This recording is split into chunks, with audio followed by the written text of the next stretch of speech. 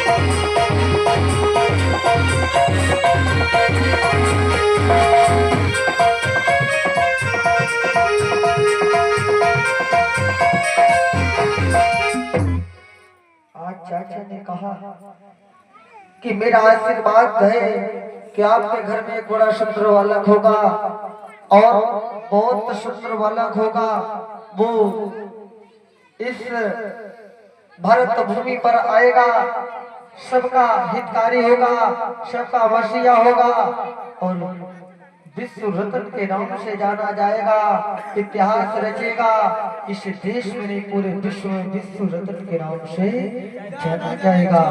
जाओ यही मेरा आशीर्वाद है। तो शिवाजी राव से चाचा कहने लगे कि सुनो, राम जी राव ने कहा अगर ऐसी बात है मैं धन्य हो जाऊंगा चाचा, मेरे घर में तेरे संतानें हुई, तेरे संतानों का मैंने मुंह नहीं देख पाया, 14वीं संतान जो तुमने आशीर्वाद दिया है, मैं यही चाहता हूँ कि ऐसा ही बालक हो।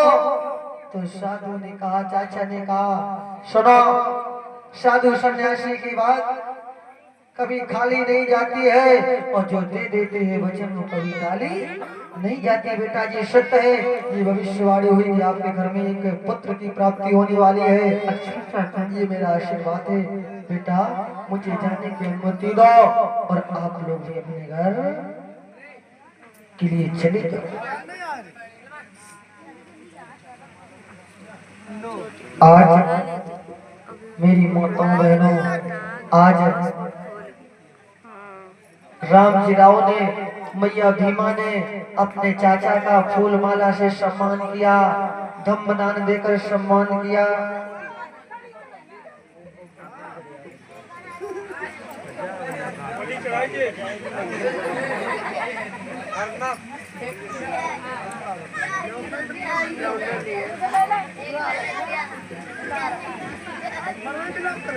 मेरी माताओं बहनों, इधर रामजी राव ने मैया भीमा ने अपने चाचा का फूल माला से सम्मान किया और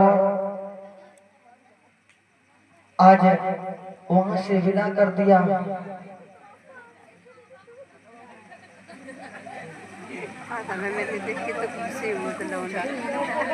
चाचा तो वहां से चले गए और जो आशीर्वाद दिया था आज मैया और जो रामजी राव थे वो कुछ समय साथ में रहने के बाद में धीरे धीरे मेरी माताओं बहनों